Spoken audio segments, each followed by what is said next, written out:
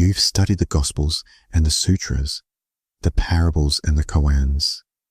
Yet few dare to ask, did Jesus of Nazareth walk the Bodhisattva path?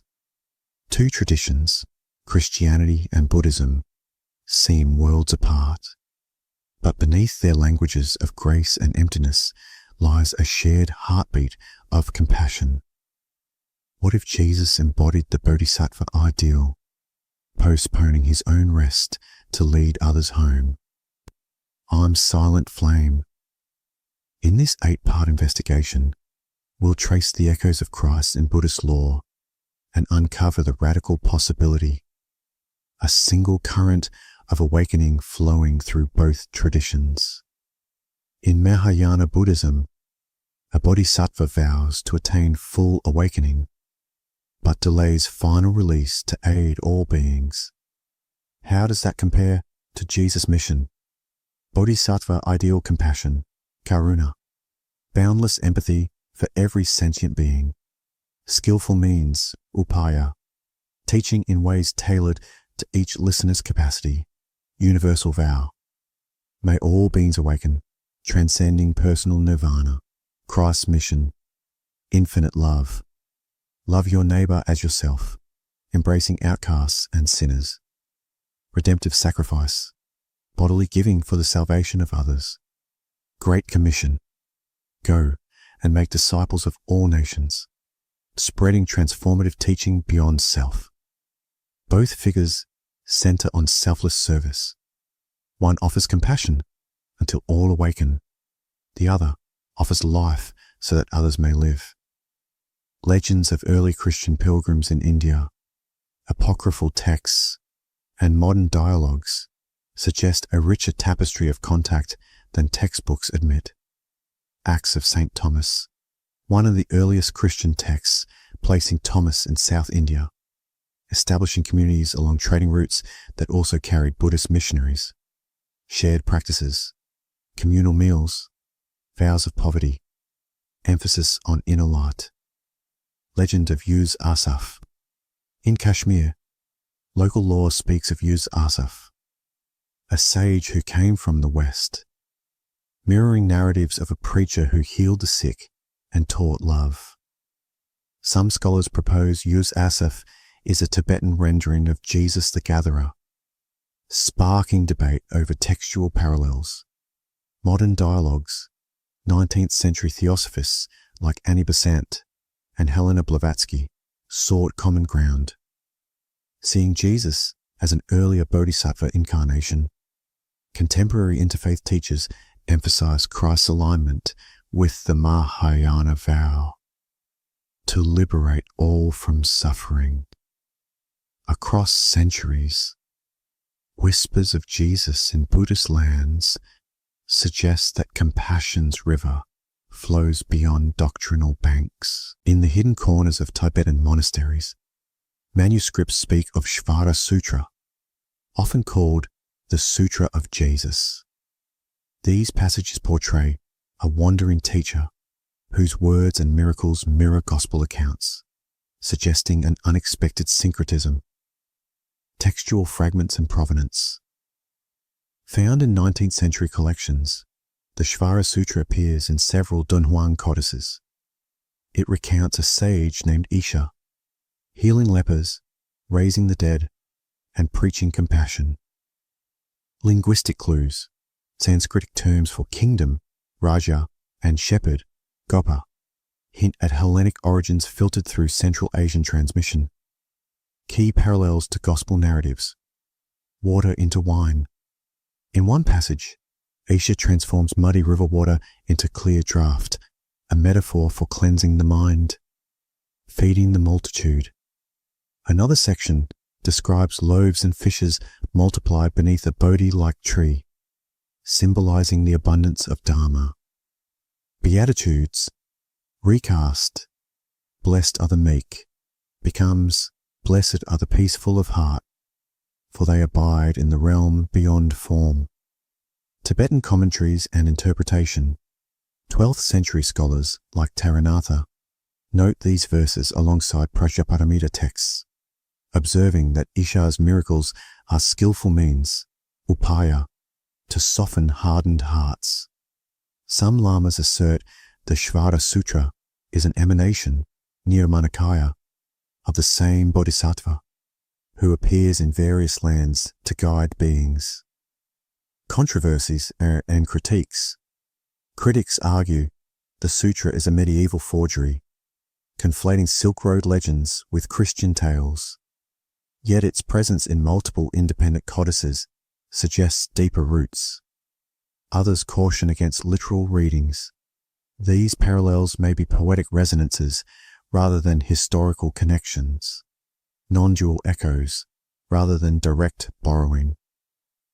Whether mythic or historical, the Sutra of Jesus invites us to see compassion's river flowing through deserts, mountains, and scriptures alike. Chinese Chan anthologies, long thought to focus solely on Buddhist masters, also contain cryptic references to a Western sage whose suffering led to the awakenings of countless minds. The record of the Western sage. In the Blue Cliff record, Case 96 mentions a Western saint who crossed the seas on a lotus raft, teaching through parables of seeds and harvests, uncannily reminiscent of Christ's agrarian metaphors. This enigmatic footnote appears in lineage stories of 5th Patriarch Hongren, suggesting early monks heard of a foreign teacher in their travels. Incarnation theory, Nirmanakaya. Mahayana doctrine holds that Buddhas and Bodhisattvas manifest infinite forms to suit beings' capacities. Could Jesus be one such manifestation? Texts like the Lankavatara Sutra speak of Bodhisattvas of the West, figures who descend into lands beyond India to spread wisdom. Parables compared. The prodigal son. Chan stories tell of a wayward student returning to the master's hut, embraced without reproach, echoing the Gospel's message of unconditional forgiveness. The mustard seed.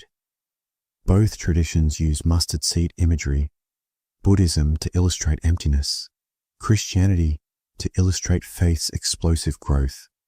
Doctrinal implications.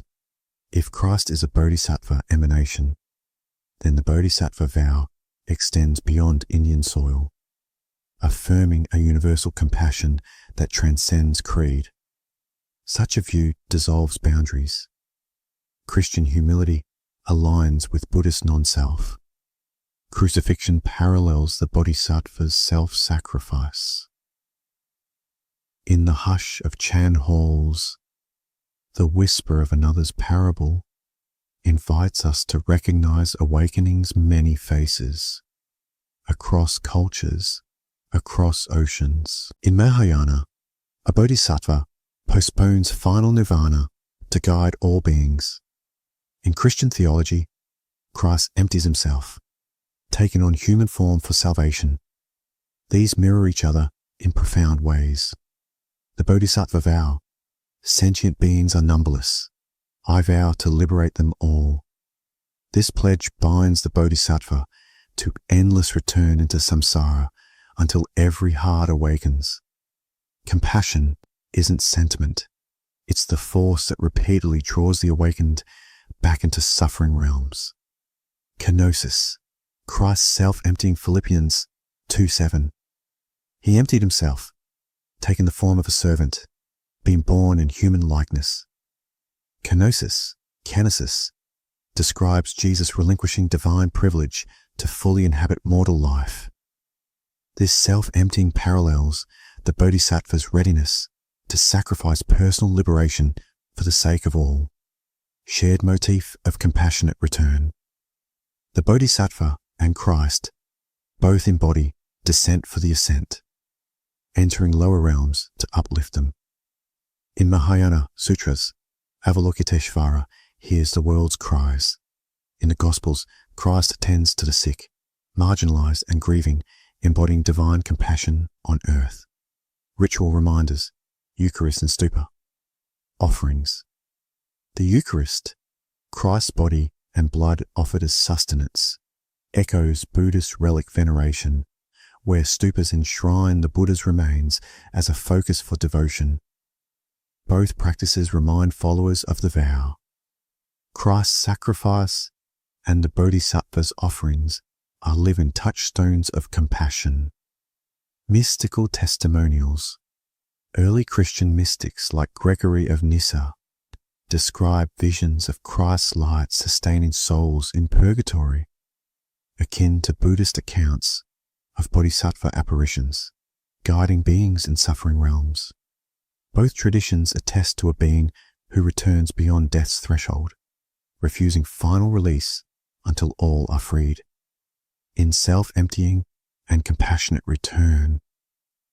Jesus and the Bodhisattva stand as twins on the world stage, united by a covenant of love that transcends doctrine. In the 3rd and 4th centuries CE, Christian ascetics withdrew to deserts. Around the same time, Buddhist monks retreated into Indian and Central Asian forests. Their parallel quests reveal striking resonance. Origins of Christian monasticism. Anthony the Great circa 251 to 356 CE fled Alexandria's crowds to the Egyptian desert, embraced poverty, solitude, and ceaseless prayer. Communal versus hermit life.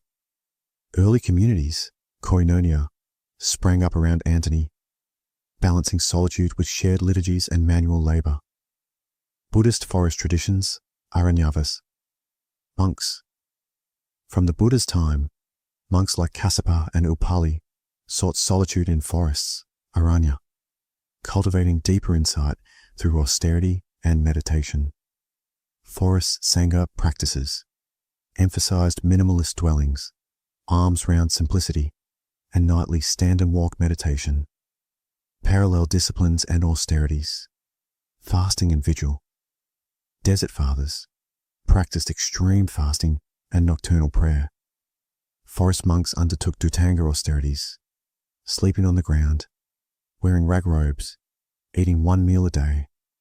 Scriptural study versus silent practice. Christian hermits memorized psalms and patristic writings. Buddhist forest monks recited suttas internally while maintaining silent retreats. Shared emphasis on inner witness. Both traditions valued the eyewitness, matrika, of spiritual progress. Desert Fathers recorded visions and temptations of demons. Forest monks reported jhanic states and protective spirits, aiding practice. Spiritual friendship emerged. Antony's disciples cared for him in old age. Forest monks supported each other in keeping precepts and sharing insight. Transmission of solitude. Christian monastic rule, codified by Pachomius and later Benedict. Buddhist Vinaya councils formalized monastic codes for communal harmony in solitude. Both bodies of rules ensured that the flame of solitary insight was passed to successive generations. Temples and skeets echoing hermit huts. In the hush of sand and the whisper of leaves, Christ's anchorites and the Buddha's forest hermits shared a single aim: to uncover the mind's hidden sanctuary beyond all distraction. In both Christian and Buddhist traditions, advanced practitioners describe entering deep absorptions. Gethsemane's dark prayer and the Buddha's jhanas that transcend ordinary consciousness. Gethsemane's vigil. On the night before crucifixion, Jesus retreats to the Garden of Gethsemane, asking his closest disciples to keep watch. His prayer intensifies. Father, if it is possible, let this cup pass from me, yet not my will, but yours be done. This anguished communion reflects a rending of egoic desire, surrendering personal will to the divine, a dissolution of self-boundary into larger presence. Jhana absorptions. In early Buddhist texts, the Buddha describes four-form jhanas, states of profound equanimity, joy, and one-pointedness, as well as the formless attainments, each progressively subtler. The first jhana, secluded from sensual pleasures, resembles the withdrawal into interior silence that Jesus models in Gethsemane, turning away from fear, temptation, and clingings. Common features: heightened clarity. Practitioners report luminous awareness. Jesus sees the spirits of the righteous made perfect, while jhana meditators perceive light without eyes. Bodily stillness. Jesus' body trembles, yet remains fixed in prayer. Jhana posture is marked by immobility and deep metabolic calm. Transcendent release. Both experiences conclude with words of surrender. Jesus yielded up his spirit. The meditator emerges knowing all phenomena as empty. Role of suffering. Jesus' prayer is soaked in impending suffering. His spiritual absorption arises amidst agony, mirroring how the Buddha mastered jhanas following intense ascetic trials. Both paths demonstrate that the crucible of suffering can purify concentration, dissolving ego's grip and opening the heart's depths. In Gethsemane and the jhanas, we glimpse a shared terrain of consciousness, where self vanishes into vast, unitive presence. Visions of celestial beings accompany both Jesus and the Buddha. Angels comforting Christ, devas celebrating the awakened one, revealing a universal language of mercy and transcendence. Angels and Gospels. After his agony, Luke's Gospel recounts, an angel from heaven appeared to him and strengthened him. This divine visitation affirms his connection to a realm beyond. Devas at awakening. Buddhist legends speak of devas from Trayastrimsha descending to honor the Buddha's enlightenment, offering flowers, celestial music, and homage beneath the Bodhi tree. Psycho-spiritual significance.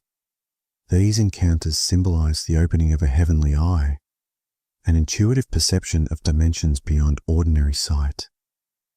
Whether perceived as literal beings or psycho-spiritual archetypes, angels and devas function as intermediaries, bridging human heart and cosmic compassion. Modern testimonies. Contemporary mystics in both traditions report similar phenomena. Silent radiance filling their rooms, voices urging love one another, lights dancing around images of Christ or Buddha. Such experiences dissolve doctrinal divides, pointing to a shared psychology of transpersonal awakening. Integrating the visions. For practitioners, these visions affirm the Bodhisattva vow and the Christian call to agape, both inviting the seeker to embody divine love in the world. Whether angels or devas, these gentle messengers remind us that awakening is accompanied by a chorus of compassion echoing across faiths. In both traditions, advanced paths harness the very energies of body and mind. Christian mystics through contemplative union, Buddhist tantrikas through transformative visualization, revealing a common alchemy of passion into compassion. Christian mystical practices, hesychasm, the Eastern Christian practice of inner stillness and the Jesus prayer.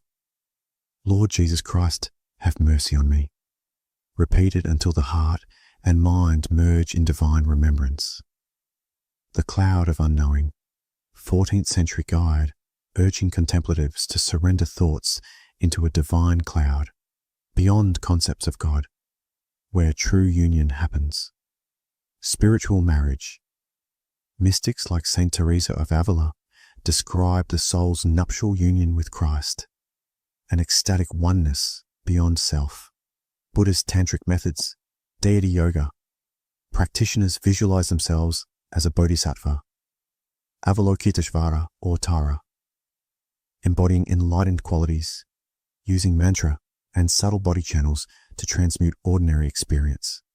inner heat, tamo, generation of inner warmth through breath and focus, symbolizing the fire of wisdom, melting the barriers of ignorance. Consort imagery as skillful, means symbolic union of method, compassion, and wisdom, insight, in visualization rites, mirroring the mystic's union with the divine. Parallel symbolism, mantra and prayer. Jesus Christ, Son of God, have mercy on me. Parallel seed syllables, bija mantras. Both serve to concentrate the mind and invoke presence. Light imagery, Christian visions of radiant Christ, light of the world, echo the tantric, clear light mind, experienced at the culmination of inner heat practices. Transforming desire into compassion.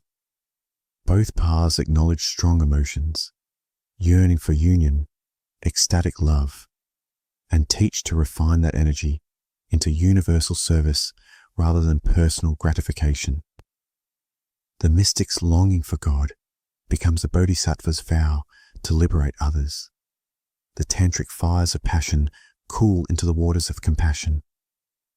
When prayer meets mantra and ecstasy transforms into equanimity, we glimpse a shared mystery, the human heart as vessel for boundless love. Tools of devotion, from the wooden cross to the ritual vajra, serve as tangible reminders of the inner journey, forging an embodied link between symbol and realization. The cross as cosmic axis beyond crucifixion.